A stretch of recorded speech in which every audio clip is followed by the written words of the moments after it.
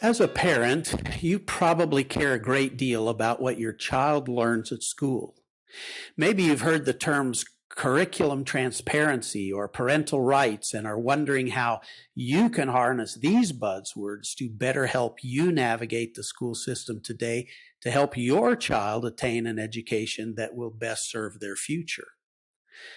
It's no secret that some schools across our country are secretly helping children begin gender transition without ever informing the parent, even parents with no hint, let alone a record of abuse. And this horrible reality has its roots in a lack of transparency with parents and their right to oversee their child's education. Joining me on the State of Education today is Erin Friday, a licensed California attorney and concerned parent. She has her story to share with us about her daughter who, in seventh grade, began receiving instruction at school that propelled her towards proclaiming that she was transgender, all without parental knowledge. Since then, Erin has been on an uphill battle to rescue her daughter and fight for her right as a parent to guide her daughter's education. Join me in welcoming Erin Friday to today's show. Erin, welcome. Thank you so much. It's so good to have you with us today. So, Erin, you were eventually able to rescue your daughter from this ethically poisonous situation at school, and she no longer believes that she is transgender. Would you like to start off by telling us the story of how you were involved in your daughter's education and then how you came to learn about what was happening at school? Sure. I was actually gobsmacked when I found out what my daughter was being taught at her middle school. And I say that because I was one of those parents who was so involved at the school. I volunteered, I did fundraising. I was at the school once a week. I drove for all the class trips. I was a very involved parent. I knew all the teachers personally, even, went out to drinks with them. Um, and so I thought we were partners, and that's how I looked at school as being. And that changed dramatically throughout the years. And when I go back a little bit, it really started earlier than the seventh grade sex ed curriculum. It started with SEL, which I thought was nonsensical in that, I felt the school was taking parents' jobs. Like our job is to give our children their morality and teach them to be polite and how to see the world. And teachers, I thought their job was to teach them math and English and science. So that's, in hindsight, I can see the trajectory of where the schools were going. Come seventh grade, the school invited third parties to come in and teach the sex ed curriculum. And I think that's where teachers also lost their, control. And these third parties came in who didn't know our students and didn't know the parents and taught for 5 hours about sexual activities that are well beyond the understanding of 11-year-olds and should never have been taught to them. And I think, too, the teachers that I knew would never have taught that stuff. And so it was very slick of the schools to bring in these third parties, paying with our tax dollars to teach these kids, an entire hour about gender identity and that they could be born in the wrong body. They could have a male brain and a female body. They can be, a myriad of genders, sexuality. Again, these kids are 11. Wow. So you're telling us that third party entities, because we're hearing this all across the country, that a lot of times this stuff is subcontracted out to other organizations that actually come in and do this instruction. Tell us a little more about that experience there and what you learned from that, and maybe some of those key, you mentioned some things, but what were some of the key components of gender ideology that were being taught at the school that was really guiding your daughter's mentality? Well, they spent a whole hour on gender identity and saying that essentially a child could be born wrong, which is a horrible thing to tell a child, that everything about them can be wrong from their head to their toes. Um, and that, if they have male attributes, masculine attributes, should I say, which all females do. We all do. We all have a little bit of each. That they could be actually a boy trapped in a girl's body. And this class was so interesting to the kids that these girls, my daughter with like four other girls, came over to my house and they started to talk about gender identity and saying what they were, and they all picked something on the alphabet. There were lesbian, pansexual, polyamorous. And I thought, what are you guys learning at school? I mean, I was really, again, like gobsmacked that the teachers I knew would be introducing this to a bunch of 11-year-old girls. And of course, like I said, I found out that it was really third parties coming in. And these are activist groups. If you look them up, they're your pretty typical they, them, mixed up pronouns, piercings, super liberal schools, sex positivity, all of this stuff, most of them without kids, coming in and teaching our children. And, I took it one step further. I went to the parenting class that was about the, sex ed of what they taught our kids. And what I learned there was just so alarming. They took, if you are not G.I. Joe or Barbie, you're somewhere in the gender spectrum.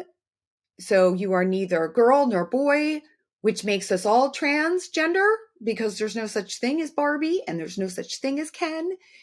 And we're talking to 11-year-old kids, very malleable kids who are, just starting to get into puberty and body changes and discomfort. And especially with girls, boys have it too, but especially with girls, puberty is a rough time in their lives. Their body changes before their brains mature. So they grow breasts and hips and they get underarm hair, and they don't like this. This is a very normal reaction. You talk to most women, they'll say, yeah, the first couple years of puberty just was awful. Pimples, men are looking at you. It's uncomfortable. You're getting teased now. Boys are teasing you. And they use this. They use this as a way to disrupt what is normal distress and say, well, maybe you feel this distress because you're actually a boy. And, they use cartoons. They use a film with a little kid saying that they're trans. It's very indoctrination. It's very cult-like. It's very unscientific. Now, you shared just a few minutes ago that when you first discovered this with your child, when she was actually with a group of her friends, I think you said they were at your place and they were just talking amongst themselves. And so, that's interesting to me. How much would you say that uh, that her social group and peer pressure played into the whole experience for her and for her friends in a positive or negative way? Well, remember, all of this is going on during, the critical race theory at schools also. And kids are trying to individualize. They're trying to be special. They're trying to be cool. They're trying to be different. Again, all normal things that happen during puberty. And so it's kind of fun for them to pick these labels. Like it was boring, like truly boring. Like they laughed at me and said, "You're cis, boomer." Like being quote unquote normal is something to tease someone about, because everybody wants to individualize. They want to be different. They want to be special. If you're not the sporty kid or the really smart kid, what are you? Well, you've got to pick something. Um, and this wouldn't be so alarming if they were just, trying on names and labels. But what's terribly frightening is it concretizes over time, and it medicalizes over time. So it's interesting what you just said, because that kind of a response would not be a normal response, I think, for most 11-year-olds. It seems to me that that type of a thing is a learned behavior. So, in other words, you know, dissing somebody who didn't understand or wasn't in tune with the way you were thinking or something. I mean, normally kids at that early age aren't having that kind of engagement, certainly with their parents, over those kind of things. So what are your thoughts on, I mean, did you think about that? And do you think this was something that was systematically kind of programmed into them as to how to interact with people who were traditional maybe in their views, or however that was brought to them?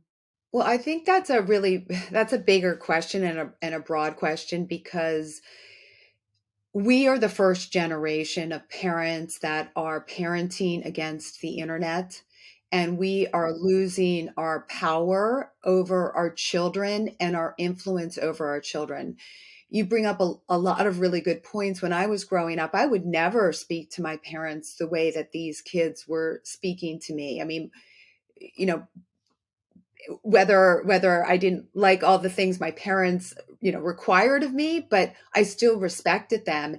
And children now are getting, messages from the internet that we can't possibly, fight against. I mean, there's thousands, millions of them, and they're being told that we're not cool and that we're passe and that tradition is old fashioned, and it's really difficult to parent against that.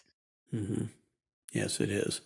Yeah, that's very important, I think, and that is one of the huge challenges that every parent, every adult, really. I mean, the same thing applies to teachers and everybody, because our children, our young people, are getting so much information from so many sources, and things that some of us are not even really aware of yet, and yet, we're they are influencing our children's lives and behaviors and thinking very clearly. So that is a big topic, and probably one for another day, but it's good to tease that a little bit today. And we probably should have some deeper conversations on that, whether us or at least as an organization. That's an important thing. But let's go back to the school situation.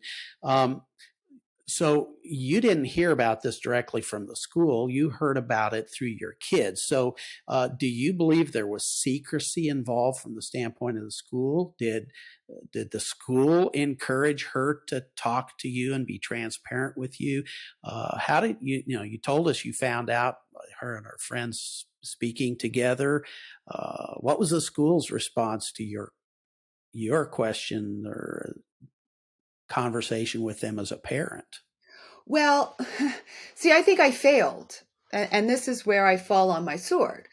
Because again, I was so involved in the school and I trusted the school that when I filled out the yes, my child can get the sex ed class, I assumed incorrectly that it would be factually and scientifically accurate and that it would be age appropriate, because that's what the law is. That's actually what the law is in California. It must be scientifically correct and it must be age appropriate. So I took it for granted because, again, I knew the teachers and I didn't think for a second that these teachers would confuse kids or that they would lie to kids or they would talk about, anal, you know, sexual acts with 11-year-olds. but it wasn't the teachers again. It was these outside groups.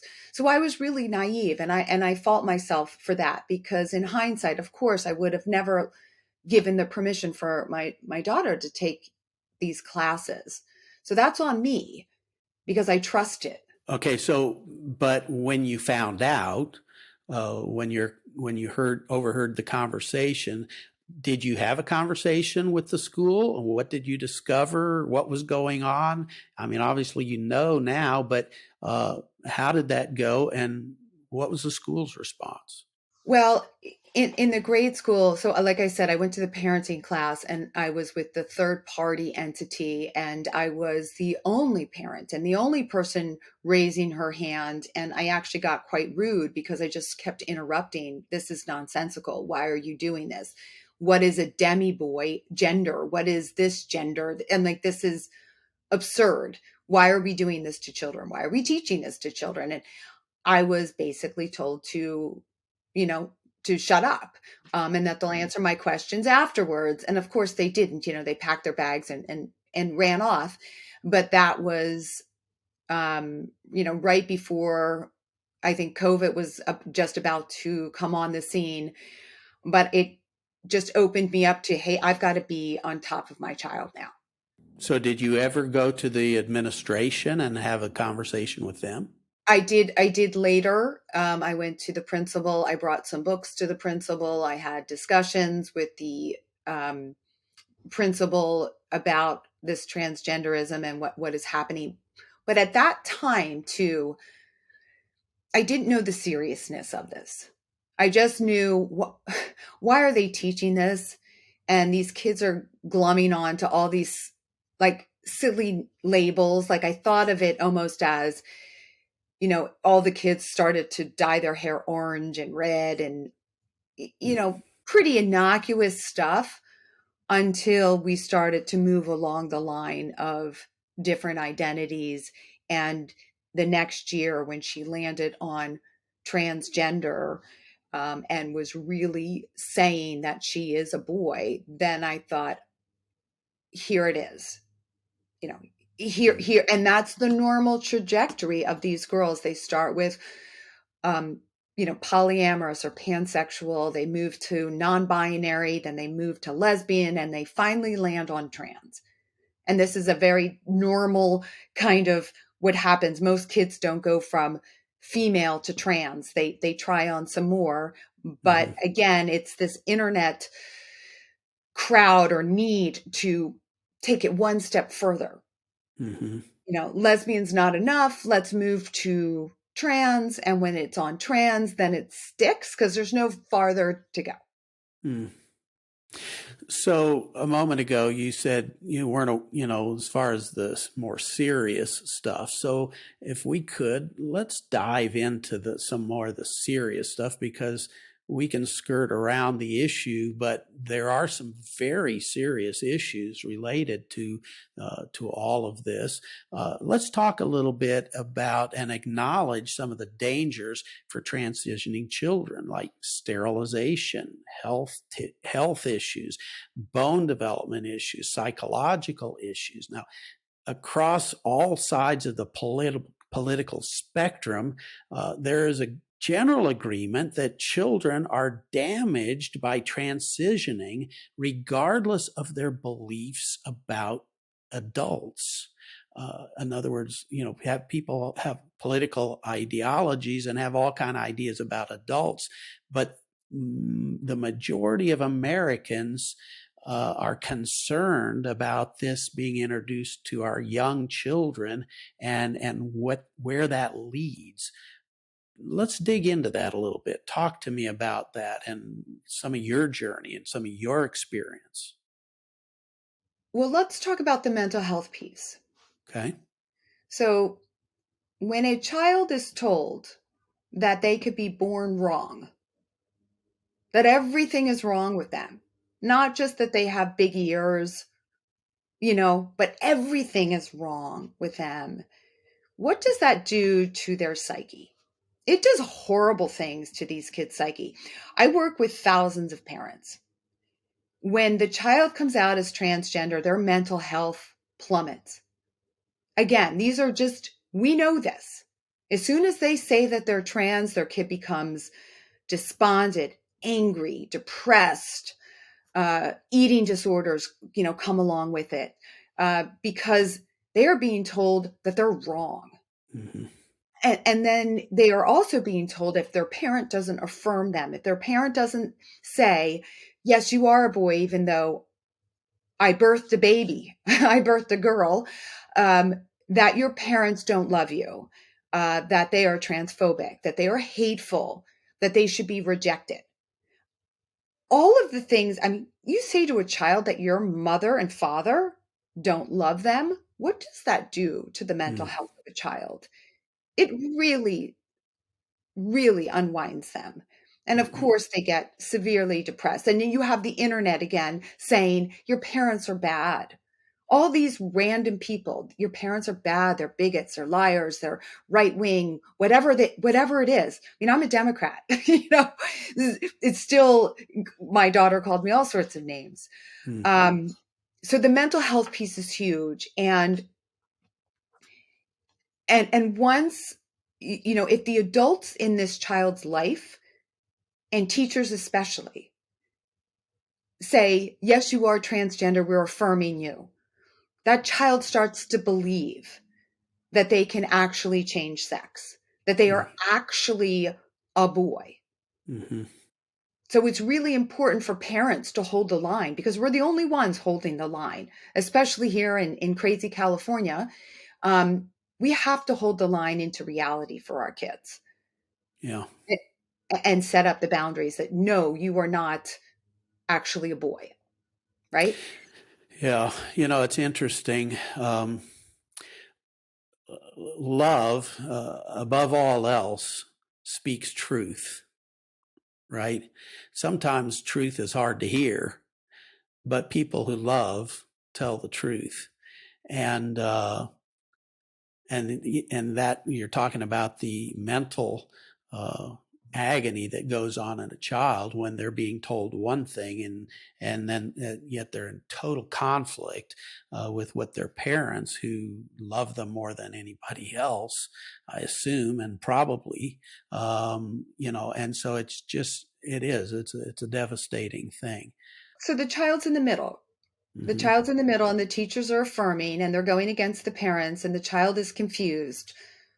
Um, and um, and just a little bit about the schools too. And I don't want to say all teachers, because there's never an all. It's never a Right. zero sum game. But these teachers are promoting it, and they're keeping secrets, and they're telling the child to lie to their parents. And here in California, we get investigated by CPS, Child Protective Services. Teachers will send them to our homes if we are not affirming. So there's an absolute stress of that.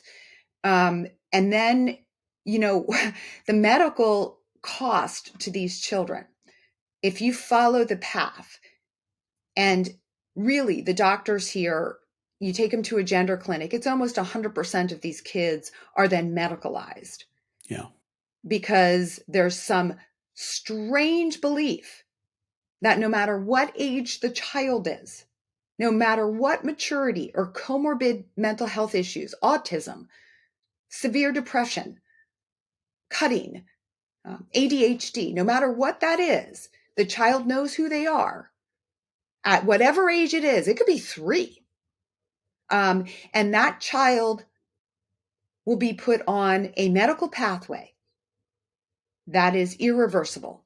And it's Mm-hmm. a colossal lie to say that puberty blockers are a pause button. They are not. They have long-term effects that are known, and many that are unknown. Lupron is the puberty blocker that is used most. There are 10,000 complaints against Lupron when it was used for precocious puberty. Mm-hmm. Do you think they don't affect kids who are gender confused? Of course it does. I mean, that was used to sterilize sex offenders. It's used off label, and it stunts the brain from maturing. So how is it a pause button when you're actually like almost freezing the kid in place. Plus 95 to 99% of all of these children then move on to cross-sex hormones. Not to get gross here, but I'm going to, because it needs to be said. Yeah. But when a boy is on puberty blockers, his genitals do not grow. Yeah. I mean, they stay like little boys Yeah. forever. There's no reversing that. He will never experience sexual pleasure ever. And how do you explain that to a child? How do you explain what this child is giving up? So that's, your puberty blockers, and then you put the cross-sex hormones on top of it, and then they're sterile. This is a child that you are making a lifelong decision for this child that you cannot Mm-hmm. reverse. Yeah. This is a heartbreaking conversation, to be honest with you. But it has to be had because this is an increasingly relevant topic for parents and school-age children today, all across this country. And, as we're here talking, I mean, so many things are going through my mind, and I'll just express a few of them very quickly and try to get us back on topic here. But I mean, first of all, these issues tend to be driven either politically or, follow the money. That's always when something unusual or different starts to happen, you start tracking and, who is benefiting by these processes. And when entire industries shift away from known and long recognized science into these pseudoscience focuses, and yet they're just, being promoted unbelievably. And then you talked about the costs involved financially with the medical stuff. The medical industry, the pharma industry, and so forth. They have to be among those that are gaining in such a thing. And again, I don't want to get too far off topic, but I think parents need to look into these things. They need to be aware of these things. And, sometimes we just have to call the emperor's clothes what they are, and not be afraid of being canceled by a culture, because if we don't stand up and speak truth, not only will our children be canceled in the culture and from the culture itself will be canceled.